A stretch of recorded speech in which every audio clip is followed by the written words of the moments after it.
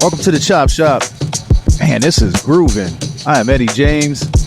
Man, and you are listening to a DJ React production. I mean, hell, my partner DJ React. And Divine Drummer. Shouts to Divine Drummer on the bass line. Yeah, Divine got that stankin' dookie. Woo! Yeah, man. Welcome to the Chop Shop. Eddie James, DJ React. Today we have something very special. We do not have a producer. We have a gentleman who I've known, had the pleasure of knowing for some time. He is a brilliant educator, and he has created a wonderful publication and magazine called Microchop. Ladies and gentlemen, a nice warm welcome for my man, Gino Sorcinelli from Microchop. Hey. Thanks for having me on, guys. I appreciate it. Nice to have a fellow Italian on the show. Yeah. Both our last names ends in a vowel. Gino Sorcinelli is about as Italian as you can get. So yeah, happy to be here. Thank you guys for having me on, man. Really excited for this. Yeah, and a long time coming. I don't know if your name's a little. I mean, his is Nicholas Anthony Bavona. Damn, the whole government you gotta give, dude. Well, I'm Eddie James. All right. Man, thanks for coming to the show, man. This is a long time coming. You are definitely one. Microchop is one of the better publications, man. Writing about hip hop in its purest form. Your articles and about producers and the unsung heroes, man, are just they need more people need to know about it. I don't know how we met. I think we got in touch. Was it email or Twitter or Facebook? I think when I was looking for people to interview, this is when there was a phase of Microchop. I started Microchop in the summer of 2016. And I'd done some producer interviews before that. I wrote for, I don't know if you guys are familiar with the smoking section, but that was a big, during the blog era, that was like a really big blog that I worked, sort of like freelance or wrote for a couple of years. And I interviewed Prince Paul. That was sort of like one of my big early interviews. I interviewed Prince Paul with this really extensive interview about the making of De La Soul is Dead, which is my favorite album ever. So that was a really huge moment for me. That was back in 2008, I think. And I have to give a shout out to John Gotti. You guys should definitely have him on the show sometime. Wow. Well, the actual John is he still alive? No, he croaked in jail. Yeah. Well, different. We're bringing back John Gotti from. This guy goes, so it's like his pen name, you know what I mean? And he ran the smoking section and was a masterful curator and editor and just advice giver. And one of the things I learned from him early on, he was really good about encouraging us, the people that wrote for the smoking section, to just go for it. Like, even if you didn't have the experience, even if you didn't really know exactly how you're going to pull it off. Like, I had this whole thing I wanted to do about De La Soul, and I was very inexperienced at the time, and he just kind of let me do it and supported me and like showed me how to execute it. And that was huge, man. Like, he's probably like one of the closest people I've had to a mentor, as a writer, that he just like really influenced me profoundly, even though I only wrote for the smoking section for like a couple, I think like two or 3 years. But just, I owe him a lot, I feel like, so I wanted to make sure I gave him a shout out. But I did some work with them. I did some work for my blog I had before Microchop. And then, in 2013, I interviewed a couple of people. DiBiase actually was one of the people I interviewed. Hey. We were just talking about him last night. crazy producer and great interviewee. Like, I loved interviewing him. He knows so much technical stuff, but he's able to convey it in like a really interesting way. The interview that we did was just there were like so many layers of like technique and inspiration, like, chopping samples and stuff that. Hey, DiBiase, you got to come on the show, bro. Please come on the show. Yeah, please, D. Please. I need help with this fucking spaceship. Please. Thanks, man. Thank you in advance. If there's anyone who can help you out with that machine, it's definitely him. Yeah. Yeah, he's your guy if you need someone to help you out with that. But I interviewed him and Nick the Wonder, and who's another like little bit more slept on SP guy from the DMV area. Nick the Wonder. Yeah. Nick the Wonder is really, really dope. He met him on a session in. Yeah. Really dope. Like, you guys should really nice guy. You guys should definitely have him on too. So I interviewed those guys in J Zone, who goes by his actual name Jay Mumford now, and is a drummer. Another DMV guy. Yeah. Well, no, J Zone's actually he's from, I think, New York, like Queens. Yeah. So I only said that because I said that because I know Kev Brown was real heavy on J Zone for a minute. They were like at the hip for a minute. I think they linked up when Jay got like more into drumming and stuff. But yeah, I think they definitely did some stuff together. But I interviewed those three guys in 2013, and it kind of just sparked me wanting to do more like really in-depth producer specific stuff. But I didn't really make the leap to start Microchop and like go after freelance writing until 2016. So in the summer of 2016, I started Microchop just as a way to like self-publish and try to build something, and then also was pursuing like freelance gigs at the same time. And Eddie, I think I reached out to you in like 2017, I believe, or maybe 2018.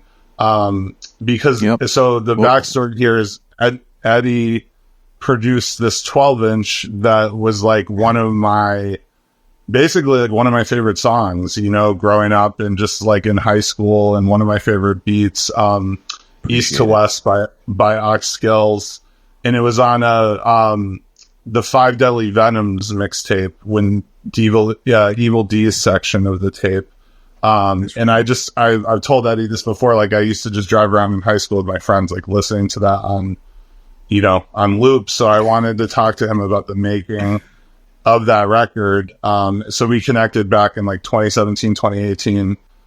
So we go back a minute, man. It's been a minute.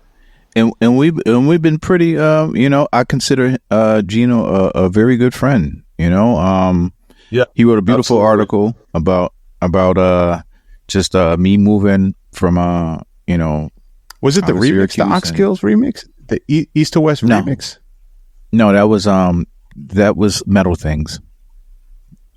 East to West was a Cal Jader sample that I used. Cal Jader, and so the story is, Eddie, if I can share it, like you were listening. Please do. Yeah.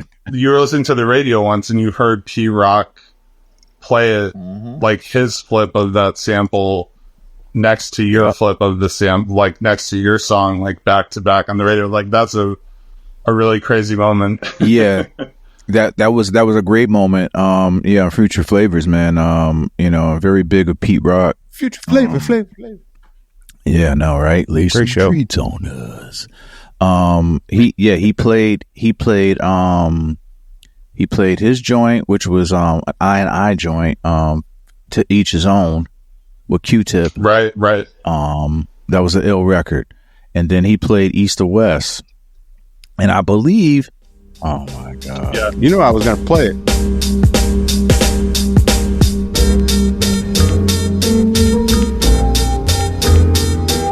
Big Ox Skills, that's how we doing this. From Rock Queens once again. You know what I'm saying? This goes out to all my true thugs surviving through stress. 24/7, get money from the east to the west. Watch the contracts and all the fake snake smiles, and focus on your music, so your money pals. This goes out to all my true thugs surviving through stress. 24/7, get money from the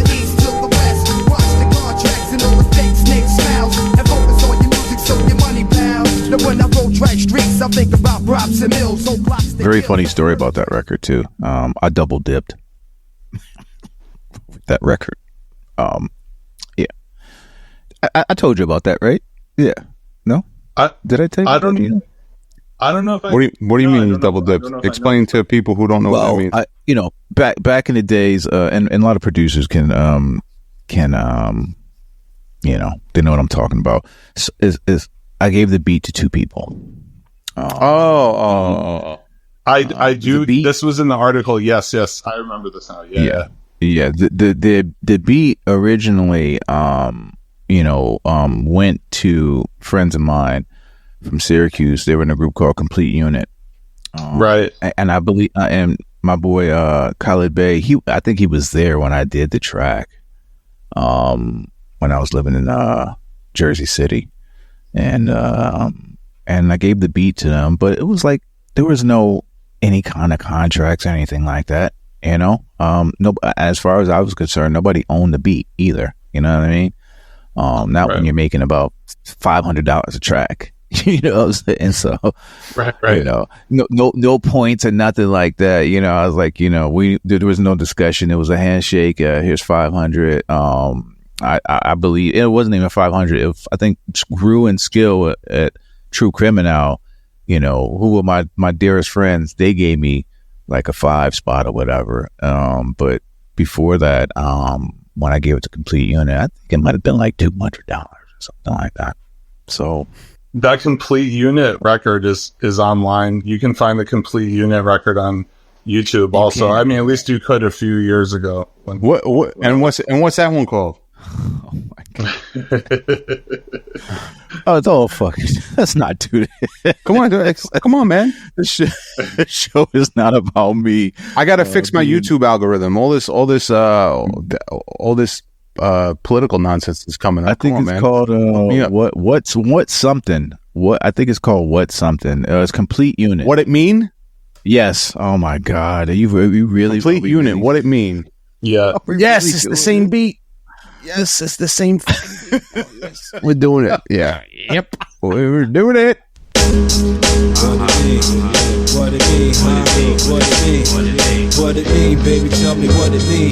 All this cats back and cats trying to get the green. This a queen sport, they go trying to make a scene. Green, baby, tell me what it mean. What it mean, baby, tell me what it mean. All this cats back and cats trying to get the green. This a queen sport, they go trying to make a scene. Green, baby, tell me what it mean. Check it, feel the strain on your pickle brain.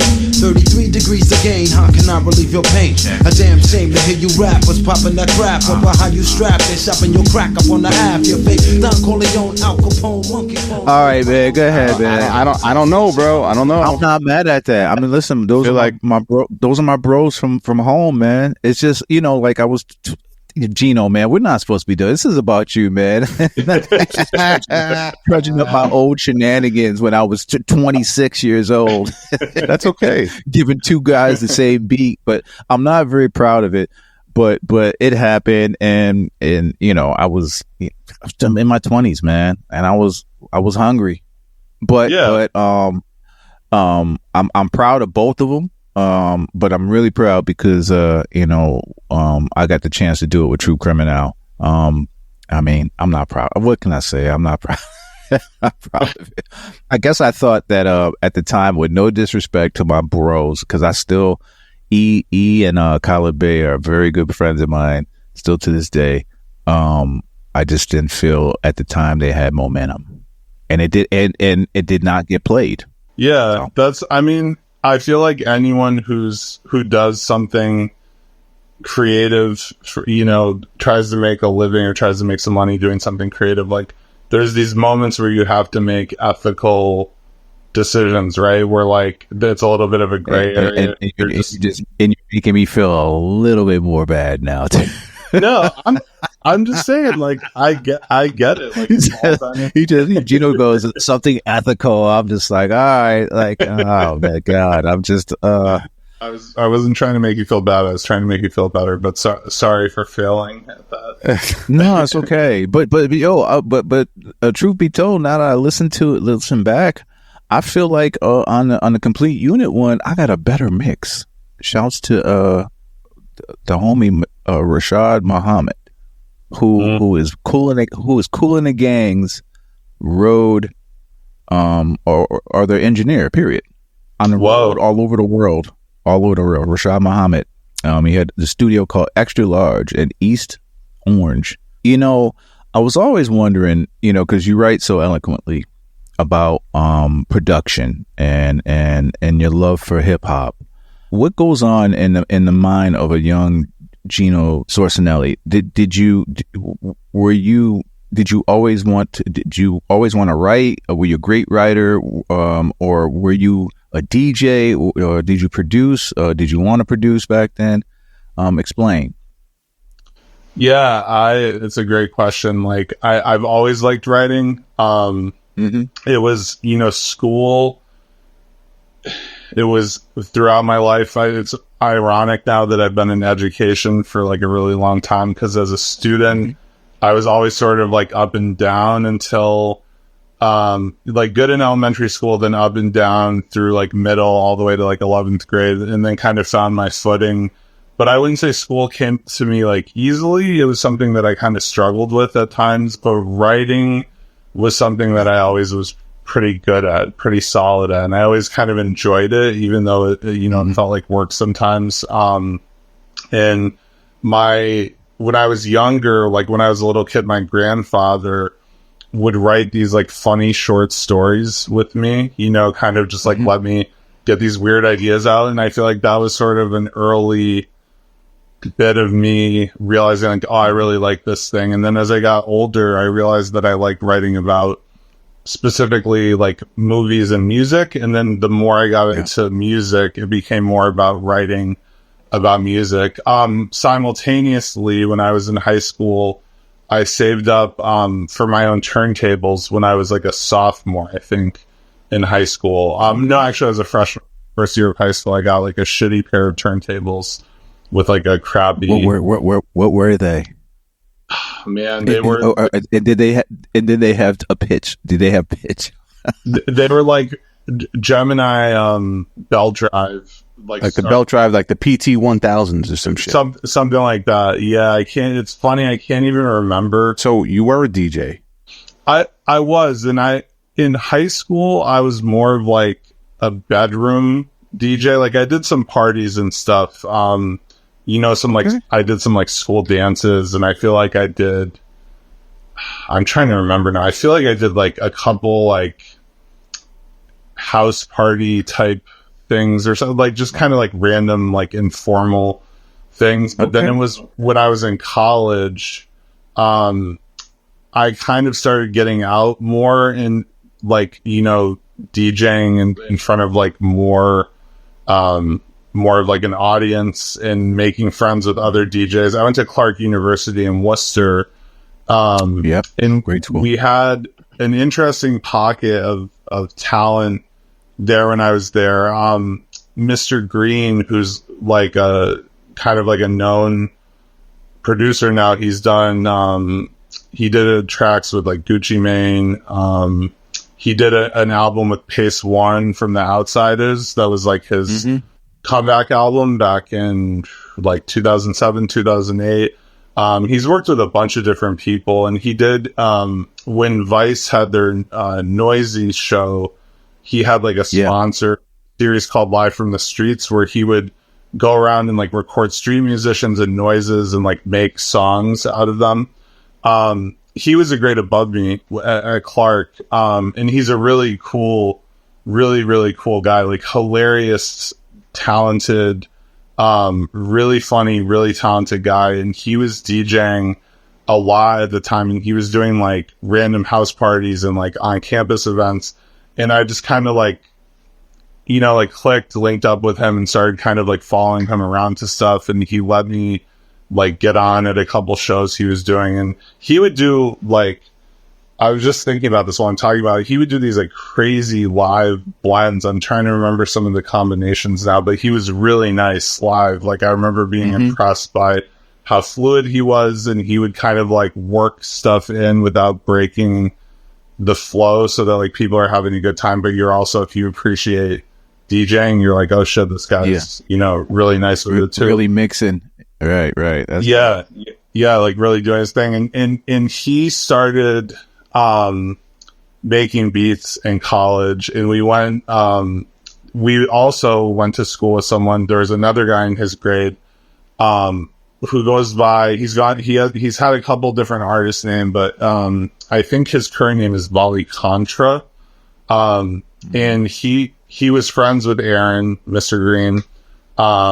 And I just kind of like started hanging out with those guys, getting, learning some stuff from them, like seeing them making beats with FL Studio. They were doing stuff with the FL Studio that was like blowing my mind back in, and this would have been like 2003, 2004. And then, I was always cool with those guys, but I kind of made closer friends with a couple of guys in my grade who also DJ'd, and we formed like a trio towards the end of our junior year into our senior year. And we started DJing like really aggressively at like bars, house parties, like anything we could basically get, like on campus events. We were just like taking it. By that time, did you have real turntables? But you had some 12. Oh yeah. I should have. I love that. Thank God. What was your DJ name? Did you go the typical Italian first name last initial route, or did you come up with like some other shit? So it's funny. I like, there's a brief phase where I went by Gino S. No, I went by even worse than that. I went by the Italian Stallion. There it is. Yo, ayo, hey. Yo, as soon as you say that, it's like I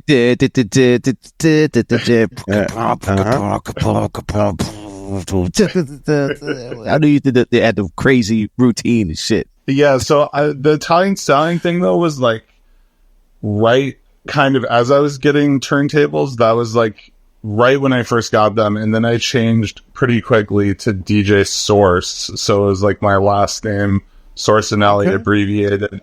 And then when I was a freshman at Clark, someone made a flyer, in my AIM Instant Messenger name was DJ Source 1, and they put that's kind of fire. They put DJ Source 1 on the flyer, and I was like, yo, I actually kind of like that, so I changed it to DJ Source. Yeah, that's kind of tough. Can't even lie. So that was my DJ name during college. That's really dope.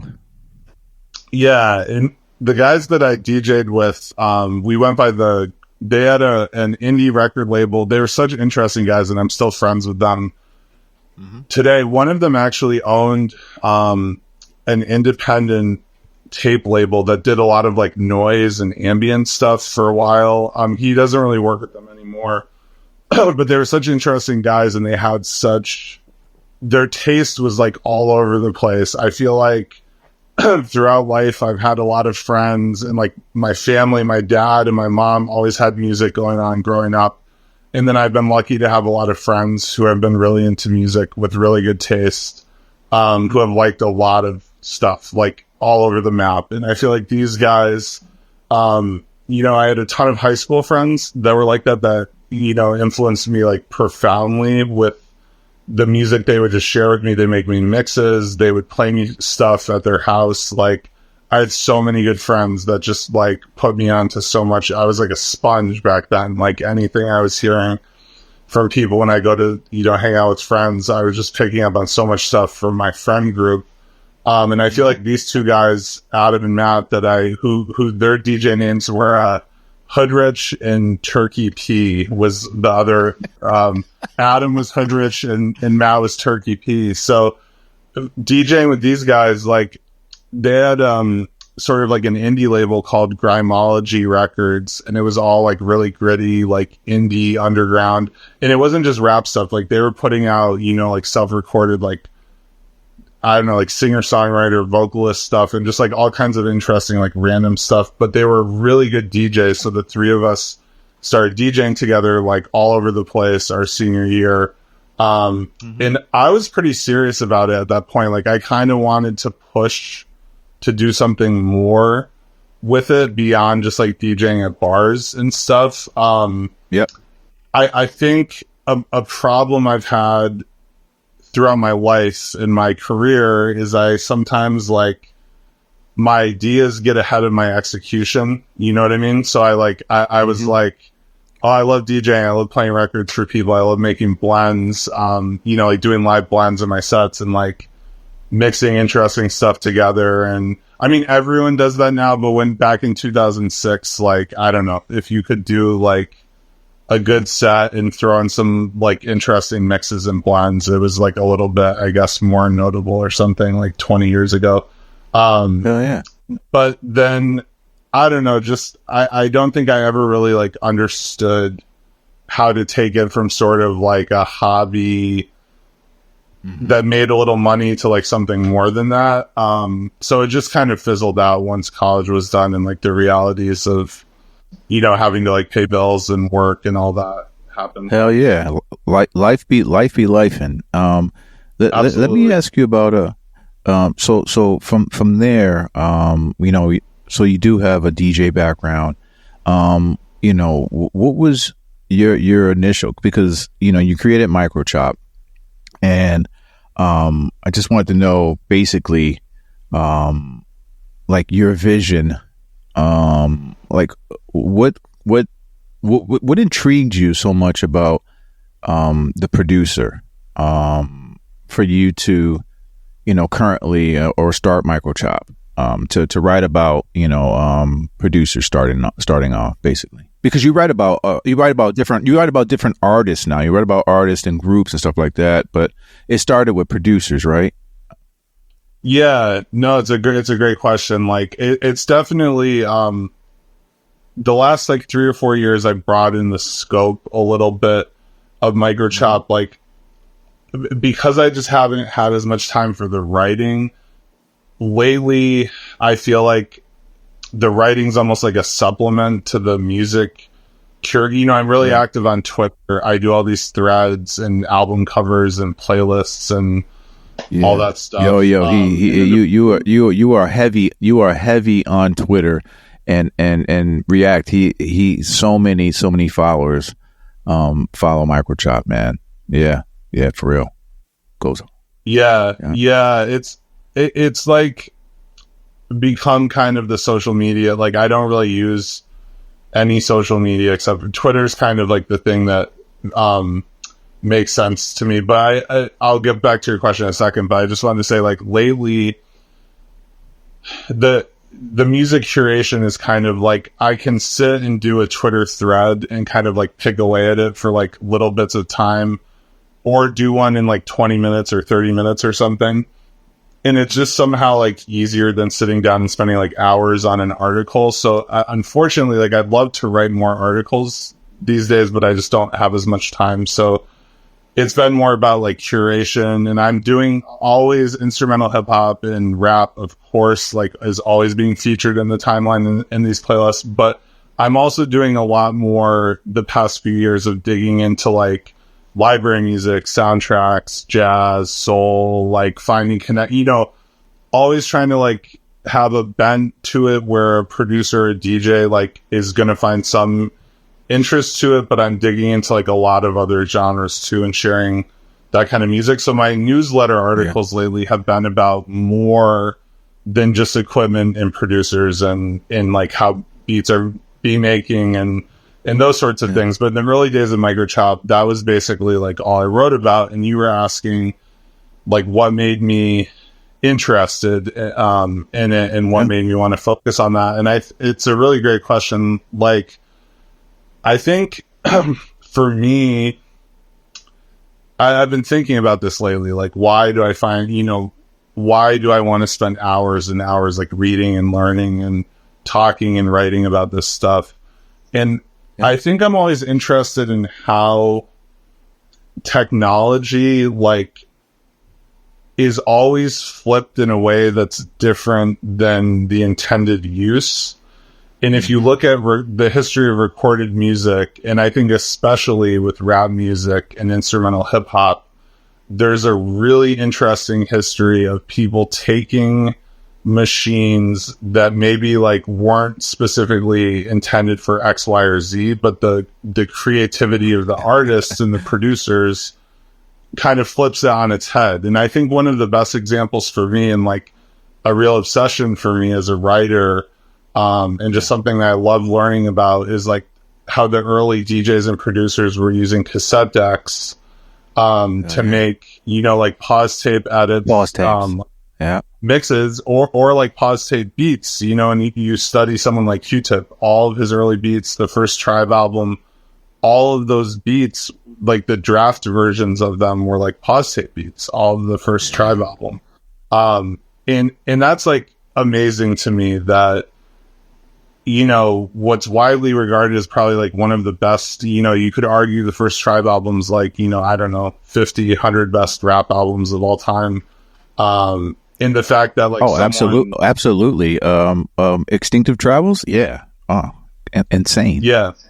It's an amazing album. And, you know, just that one of the group members was like making demos of these beats with a tape deck and a turntable. Like it's crazy. And you know, when you dig into the history of rap music, you see that all these classic records and amazing early versions of songs were like born out of, you know, tape decks, pause tape beats. And I just find that like so fascinating. You guys had 14KT on your show. Yes. Shout out to 14KT, like definitely one of my favorite producers. And he actually has a thing on Bandcamp and Sound, I think it's on SoundCloud too. That's his early bedroom pause tapes that he made when he was in like high school. And he made like a mix of, it's like I think a 20 or 30 minute mix of all these pause tape beats from like his very beginnings. And they're really good. Like you listen to that album and you're like, oh yeah, this guy's going to be, you know, a good producer. But that relationship, just, I'm always interested in that. Like you were showing the SP before, the 303, you know, you look at something like the Roland SP 303 and it's kind of like, when it came out, it was sort of like a commercial failure. At first, it didn't do great. I mean, it wasn't like their most popular piece of gear. And then you have all these people that were drawn to it. You know, Madlib made it his baby for a while. Other people were going crazy on it, and DB and a whole bunch of other people were using it. And I mean, there's so many producers we could list who now 303s and 404s. It's like a whole movement, right? Like, and I find that really interesting because when they first came out, they were not received that way until the creative artists sort of unlocked these things about the technology that I don't even know if like the inventors. Interesting that you said that, because last week's episode with Apollo Brown, where something you touched on, he was using Cool Edit, and we're talking about equipment that was not meant to do beats on, basically. You know what I'm saying? It's the beautiful thing about hip hop for me. And that's why I became a producer. And it's interesting that you said that, because the things that you just mentioned are the things that basically why I'm sure React and myself and whoever else became a producer. It's interesting that you never wanted to, or did you want to become a beat maker? Because those are the things that I looked at. I'm like, oh wow, okay, how do they put these together?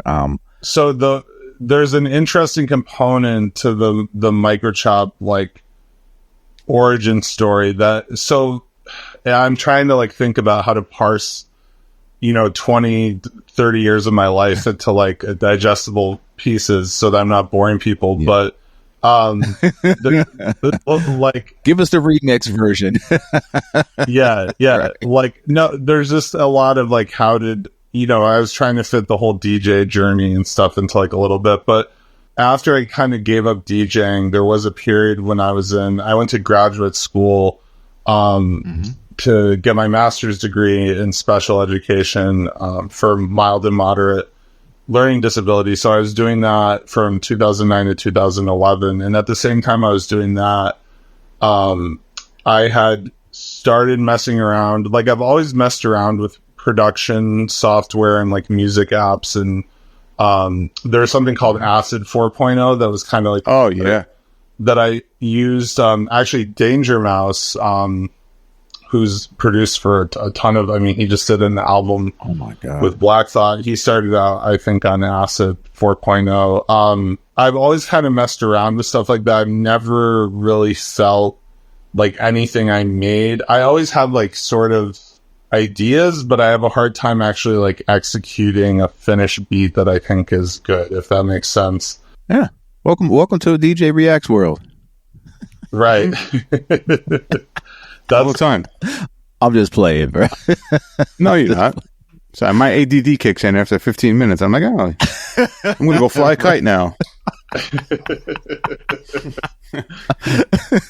I think just writing about the creative process has made me appreciate what it takes to make like a classic beat so much more. You know what I mean? Because it just takes like patience and time and willingness to sit with like boredom and frustration. But interestingly, part of the Microchop origin story is my oldest sister. Like, my family's always been pretty supportive of my interest in music, and my oldest sister heard me talking about, I have two older sisters. She heard me talking about, like, you know, wanting to get back into music and being interested in beat making. So she actually went online, this was in like 2009 or 2010, and like read about the 303 and found one for cheap at a Guitar Center near her. So she bought me one for Christmas.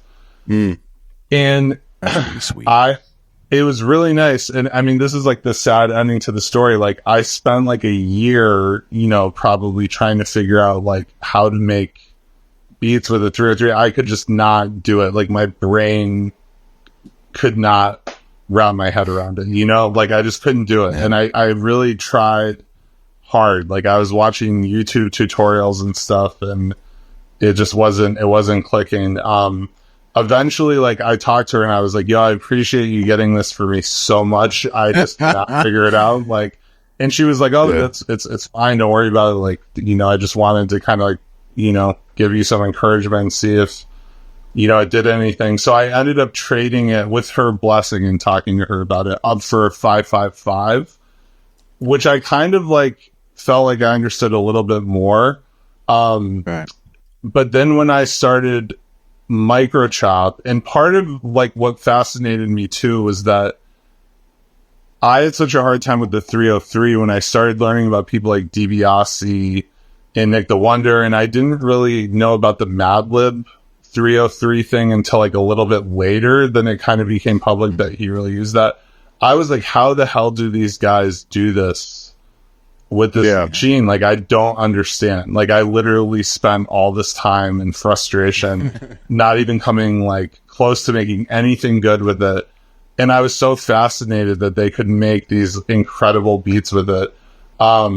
So I think like that experience of kind of trying at beat making with some of the equipment I was reading about and hearing about and like seeing people talking about, and sort of getting it but not ever really having success with it, I think that was like another thing that kind of drove me to realize like maybe producing isn't for me, but I've always loved writing, and I've always loved writing about music, and maybe this is like an angle of those, like this is an intersection of those two things that I can do pretty well. So that was, I think, an important part of the Microchop like origin too. It was really sweet that you really asked your sister about because I just would have sold that bitch. Like, for real. She would have came over on the next holiday and shit, and you know, I just wouldn't have said nothing about it. It just would have been gone. You know what I'm saying? You know, I was just so modest. Have you had any interviews that or any producer, and I will not ask names, but that were very difficult to write, so, like nightmarish interviews? That's a great question. Okay, so there's one producer. He's like known. If I said the name, you guys would be like, oh yeah, you would know. He's produced some like pretty timeless, a few timeless classics for sure. So I don't want to say his name because there's no, like, I have nothing but respect. Actually, you know what? Can I take a guess?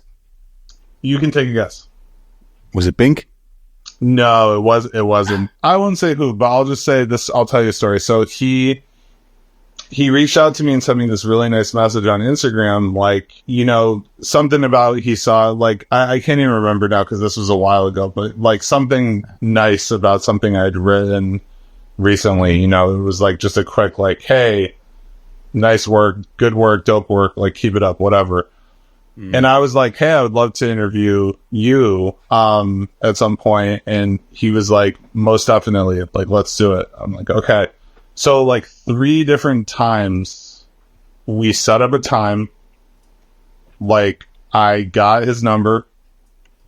I called. He didn't pick up the phone. And then I, like... That sounds familiar. I like Instagram DM'd him like, hey man, like, how's it going? Are we still on for like the interview?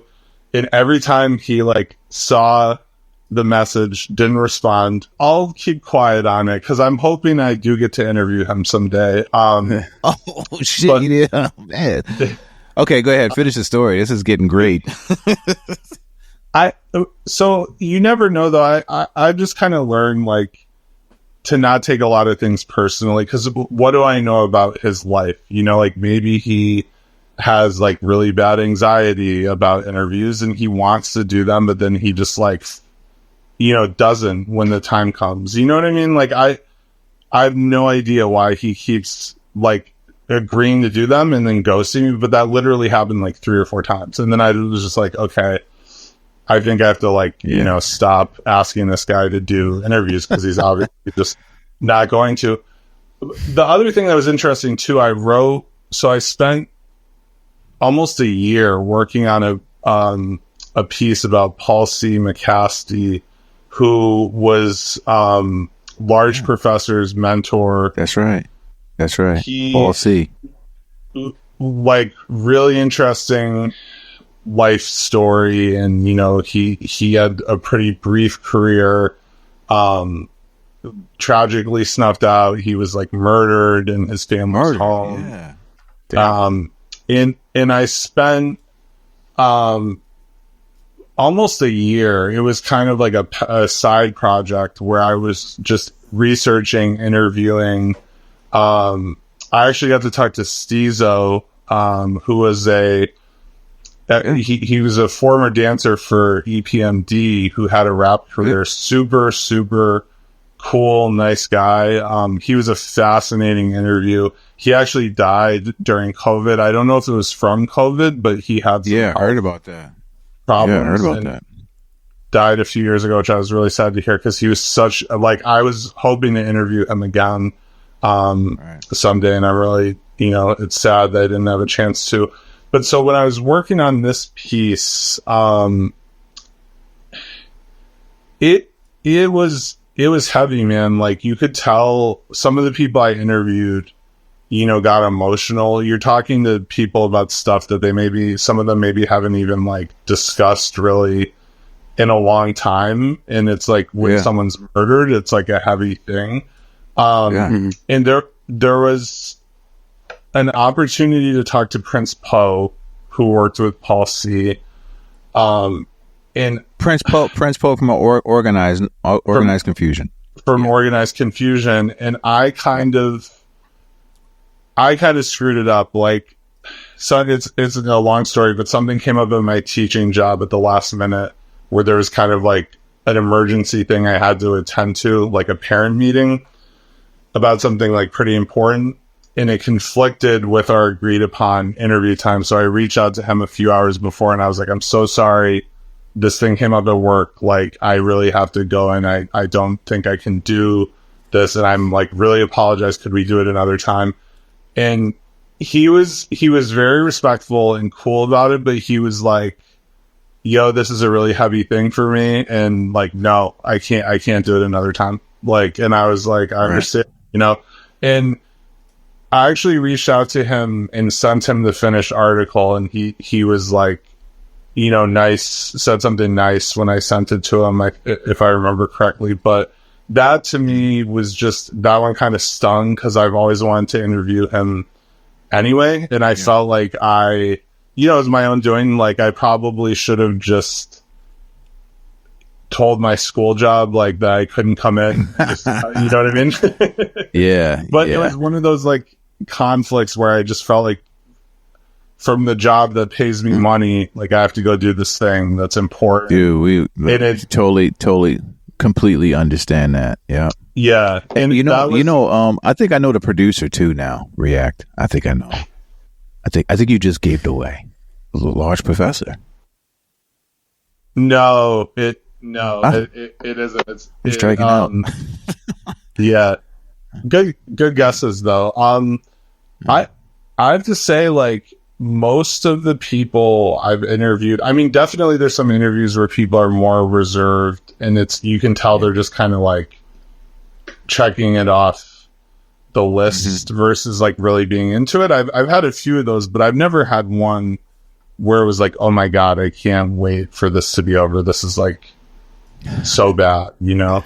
Yeah. Oh, I did though. This is, there was a guy who was supposed to help me. This is the one story that of like kind of a bad falling out with someone. There was a guy who was supposed to help me with the Red Bull Academy pause tape article that I wrote. And he was supposed to set me up with an interview with 45 King. And there was like an issue with my phone where it kept dropping the call. And he got like pretty fucking pissed off at me. And it didn't, I mean, I don't know. It wasn't like the worst thing, and I actually ended up pulling off the interview with 45 King a short time later without this guy's help because he told me he like wasn't going to help me anymore. It didn't end like terribly, but he definitely, I think if you brought up my name. It's all right because you showed him all right. You're Gino Sorcinelli, motherfucker. Microchip.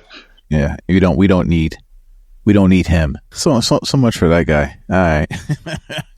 I mean, I only asked that because I know there's gonna be that day that we get a producer and he's just gonna be like, it's coming. React. We are definitely gonna get somebody who's just gonna be. I already know.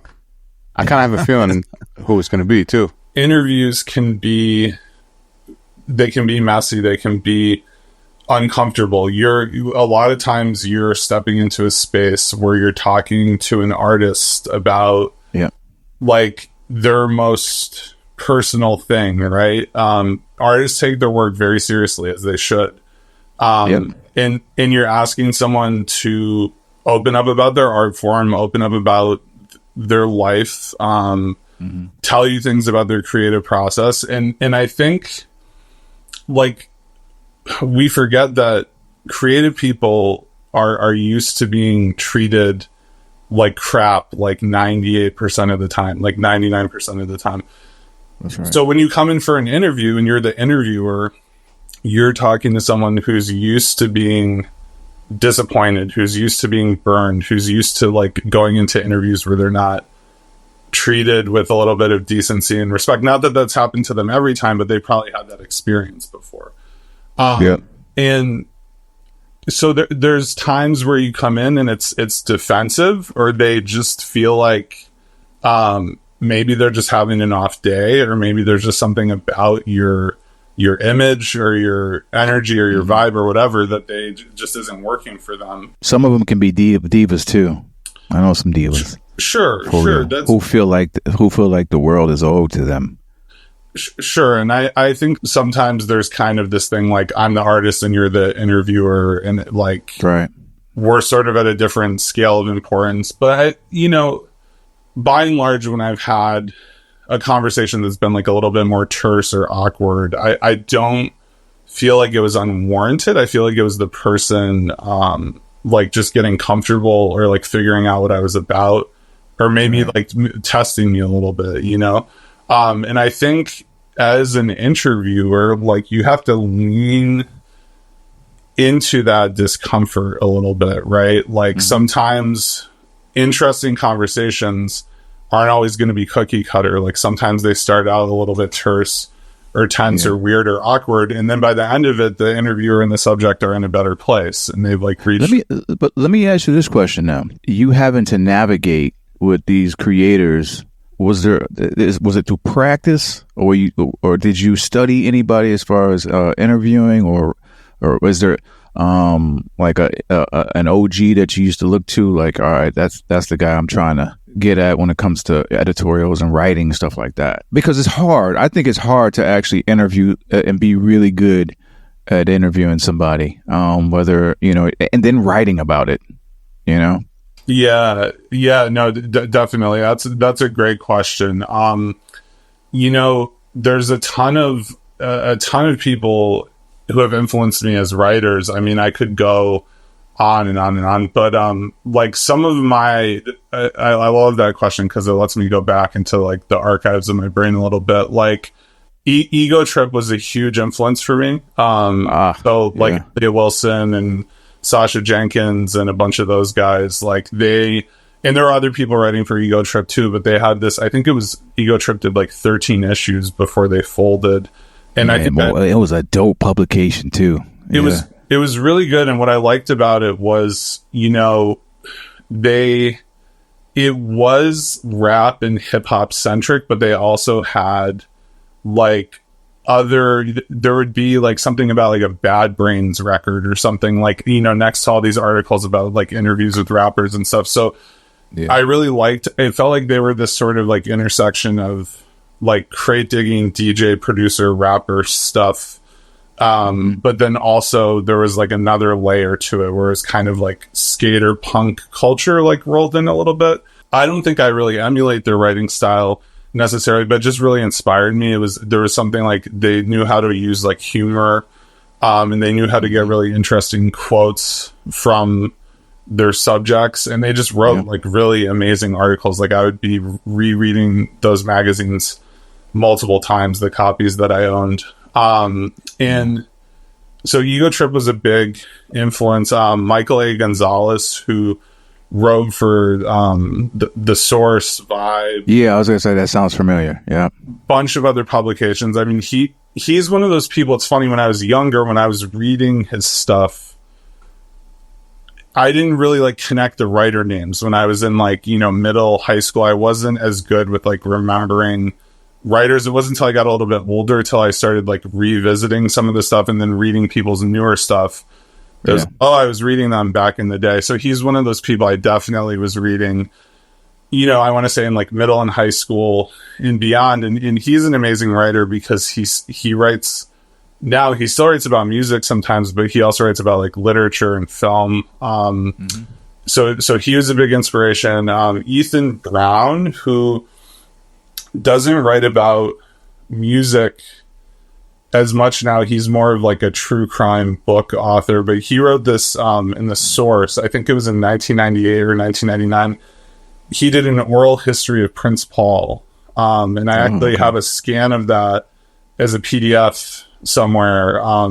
That was like, if you talk about like one article that really inspired me as a writer, that's definitely up there. It was just he interviewed so many different people, like Biz Markie, the guys from Third Base, the guys from De La. Yeah. Pete Nice used to manage me. Oh, really? That's crazy. Yeah. Yeah. Shouts to Peter Nash. He managed me, Seth Marcel and I. Well, I knew you had a relationship. I was in a group called Channel 3. And I guess I knew you had like a connection to P Nice. I don't think I knew that he was your manager. That's really interesting. Yeah. He was like, you can say that he was managing us for a short period of time. And I don't know what the hell happened. Anyway, but you can go ahead. My bad. I don't want to go too far left from my. No, you're good. That's interesting. But that interview, like, I just liked how Ethan took all these different quotes from all these different subjects, and he made this like really amazing narrative out of it. And it was like a 3-4 page interview. I probably have read that thing like, like 100 times in my life. I mean, I'll revisit it for inspiration. It's like one of those pieces that, I'll probably, after we talk, go back and revisit it again because I haven't reread it in a while. But when I was younger, I mean, that thing was like a huge influence for me. Is he on IG now? Is he I don't know. Out there? It's funny. I was in like good touch with him for a while because I interviewed him a while back. And I was in like contact. Of course you did. Through email. But I don't really know what his social media stuff is like, but that article was a big influence for me. I only say that because I'm sure when we go to editing or when React starts to edit, we can pay homage and give him his flowers. I think that's really dope. Yeah. I mean, when if you read something 100 times, or that it must have had a great impact on you. Yeah. I mean, it's a huge, like, because I think the thing, like thinking back on it is when we were younger, like we didn't, and I don't know, 100 might be hyperbole, but 75 isn't. Like, I mean, I really reread this thing a bunch of times. And yeah, the thing is, people forget, like, when you grew up before the internet, I mean, when I was in, middle high school, there was the internet, but it just wasn't what it is now. And you couldn't just go find anything and like look at it. You had to wait or go to the record store to get the publications. Exactly. There was like a more finite amount of stuff that you had access to. So I really treasured these music magazines and stuff and books that I had. I was going to say Brian Coleman's Check the Technique book, the first one that came out, that was a big influence. Do you have a stack of Source magazines still? I have some of my original ones. I unfortunately parted ways with some of my collection a few years ago. I didn't get rid of all of it, but I like definitely pared it down because I had, a lot of stuff, and sometimes you just have to like streamline a little bit. You're a keeper of things, aren't you? I know you're hoarding some shit in there. It's funny, like I was, and I've trying, as I get older, I'm trying to not be as much. I've tried to shed some of the collections, but I definitely, when I was in my 20s, man, I would collect a lot of different stuff. But then the smoking section too, I think I told you guys I wrote for them for a couple of years. Like there were so many great writers that came through there. Like, the guy who ran John Gotti, he was doing the interviews. David Dennis, whose father was like a key figure in the civil rights movement, and he just wrote a book. I haven't read it yet, but just about like his family history related to this. Do you remember what the book's called? Because I'm on Audible. I don't know about anybody else, but I don't have the attention span to hold a book. The movement, I've been horrible. Yeah, the movement made us is the name of the book. And it's supposed to be really good. He was writing for the smoking section when I was. Justin Tinsley was writing for the smoking section. I mean, there was like a lot of different people writing when I was there who have gone on. I've always thought it would be cool to do like an infographic or like a family tree of who's come out of that talent pool because there were so many amazing people. I'm going to blank on some names now, but I could go back and definitely like make you guys a list too if you wanted to put it in the show notes. But all of those, just kind of being a part of what the smoking section was briefly and just reading it a lot. Those interviews definitely influenced me. And just knowing like Gotti, the guy who ran it, he gave me so much good writing advice. And one of the things he told me, I remember this like really distinctly early on, when I did one of my early interviews. Yep. He was like, part of being a good interviewer is knowing when to just like, to kind of veer from the path that you thought you were going to be on with your questions, your pre-prepared questions. Like when the subject gives you something really interesting. I do it all the time. I just did it with you, veering off. Yeah, but sometimes I get carried away. I'm sorry, people. No, man. It's good. It's like the authentic, organic stuff is important. But that was his advice to me. Just, like, don't be married to the questions that you draft, because you always have a list of questions either in your head or that you've written down when you go into an interview.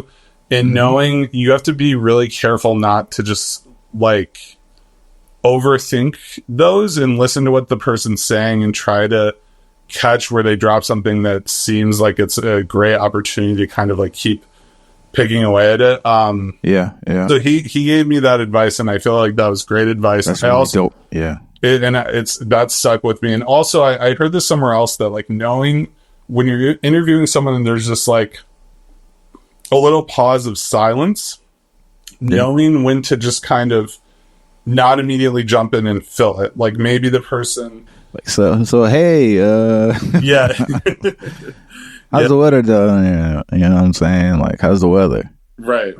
So, you ever been stuck like that way? Like just like, all right, man, this is dragging out. Like, yeah, there's definitely, it's funny because when you interview people, like, I'm sure you guys have had this too. You'll have interviews where they're not necessarily bad, but you feel like after 25, 30 minutes, you've kind of like covered everything. And it's just sort of like, yeah. Oh, what are we gonna do? That's when I started to, and I've done it a million times. And it's not the person, because there's, I'm thinking of one producer in particular, and I just, it was going in circles. Right. It's like, oh man, we're only 25 minutes, and I was like, this is gonna be tough. Yeah. But it wind up being, literally. You got them to open up, and it wind up being, damn near 2 hours.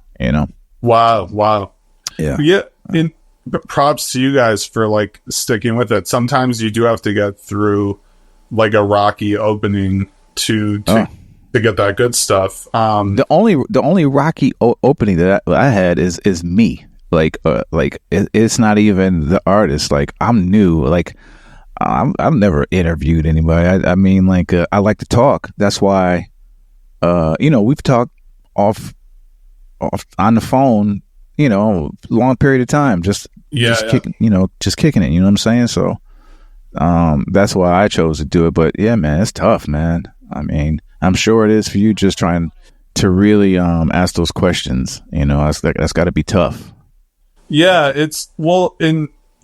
I'm enjoying talking about it because to be honest, for the last like 3 years, I haven't been able to interview very much. Like, my life has changed a lot. Like, my wife and I bought our first house.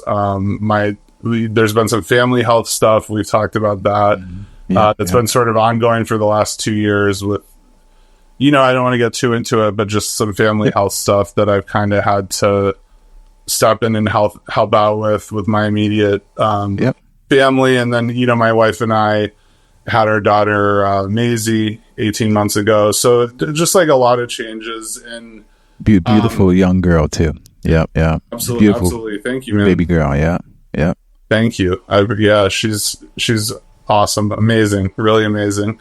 But yeah, and I think this is the thing about like creative pursuits in life is you have to just be, I'm in a time right now where I just have to be flexible with it. Like, I know I just don't have the time to do an hour interview and spend 2 or 3 hours transcribing and writing up a narrative. And like, I just don't have the time. So, I'm trying to figure out like what I can do to kind of stay afloat creatively, with just kind of like the music curating and playlist making, and resharing. I was going to say that you have some really dope playlists. Your playlists are crazy. Yeah. Thank you, man. I really appreciate that. I work hard on them, and we live in a world where everyone's inundated with 50 million things. So sometimes it feels like people like aren't even seeing them, but it's nice to hear that when they resonate. One of the most recent ones that I've been working on a lot for the last year is the less than 1,000 spins one, where I find, I actually started that back in like 2018 or 2019. I just made a playlist with a few instrumentals that I really liked that had under 1,000 plays. And when I saw that the Spotify CEO, Daniel Ek, was demonetizing songs with less than 1,000 plays, it really annoyed me. It really pissed me off. So I was like, you know what? I'm going to resurrect this playlist, add some stuff to it, and see if I can use it as like a hub to get attention for this music. Give me Gino's and Microchop's dream interview. Oh, that's easy. I mean, Pastanus and Maceo from De La Soul, and it would have been it would have been Dave too if he were still here. My favorite group ever, and Prince Paul's my favorite producer ever. De La Soul's my favorite. Well, you already interviewed. I mean, how dope is that? You interviewed. I'm still trying to look. You already interviewed. I mean, I'm still trying to get at guys like Prince Paul. And De La is one of my favorite groups too. And also, man, I really wanted all three. I would have liked to have all three of them on, but Mason and Paz will do because they all produced. Right. Pastanus actually produced one of my favorite joints. Period. The Love Song, which is cool. Yeah, really, really talented producers, and they were even the stuff that they were just co-producing with Paul.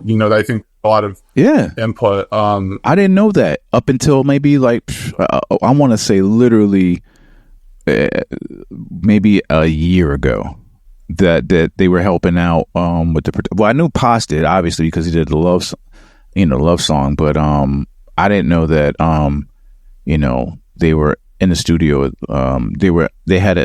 They helped out a lot with the production, especially starting in with 3 feet high. Right? Yeah. So we're gonna put that in the universe, bro. I mean, if they ever hear, anyone who listens to your show knows them, I would. They've always been on my list for people I would really they're absolutely up there with the number one slot. Your journey with Microchop. Think about it. It's been how many years? 8 years. About 8 years. Okay. Yeah.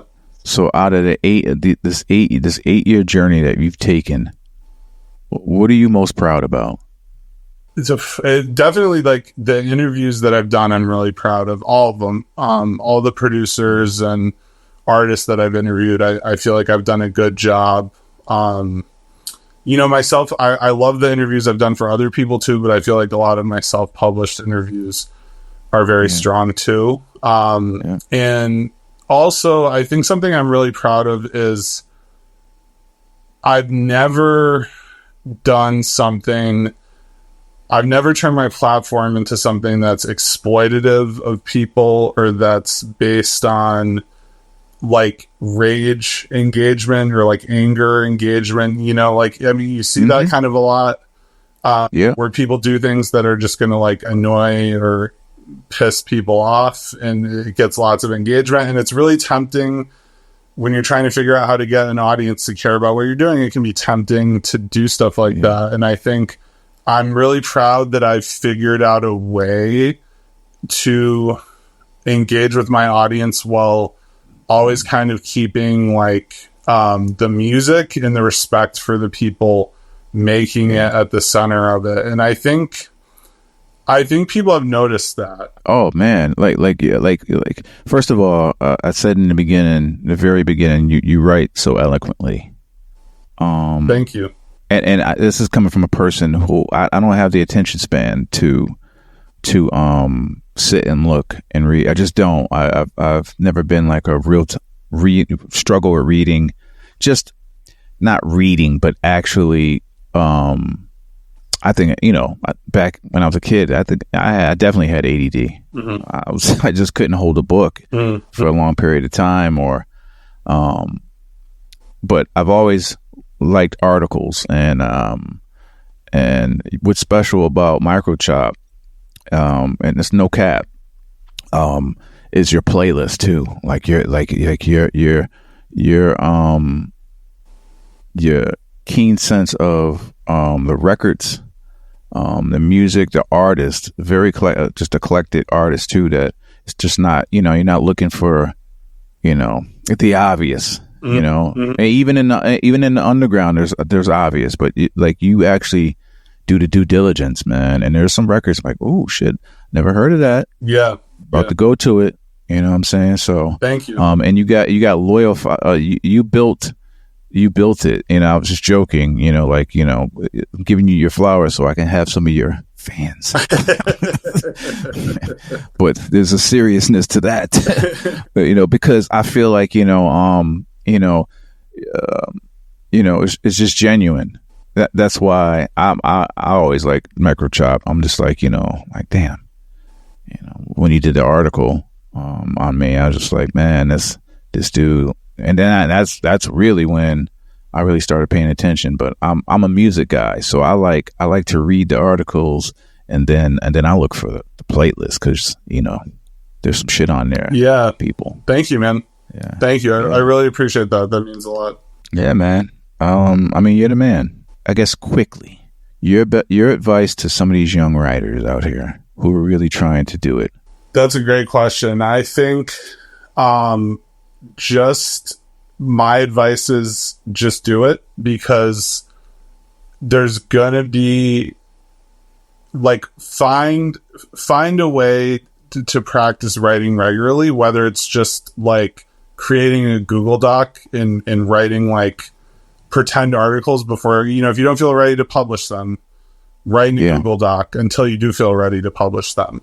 As soon as you feel ready to publish, get a newsletter, get a Medium account or something like that, start a blog, whatever it is, try to find a place where you can write and share stuff with the world. And it doesn't have to be perfect, and you don't have to write something every day or every week, but try to find a place where you can kind of develop an audience and a voice.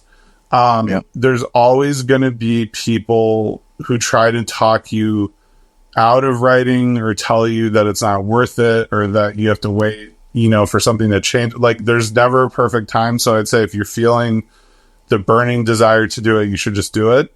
And while you're writing for yourself, and whether it's in a Google Doc, or, you feel like you're strong enough that you can write to the world and do it, and through some form of self-publishing, while you're doing that, also try to make connections with people, editors of publications, other journalists. I follow a ton of amazing journalists on Twitter, and I made some really good friends and learned a lot about, the craft and how to write and how to pitch and all these different skills, just by following people and seeing what they're saying about their experience. So I would say connect. Staying inspired too, man. You hear that, people, man. That was it. I just got goosebumps, man. That's a gem, because that applies to real to life, and to profession, any hobby or profession that you have too, man.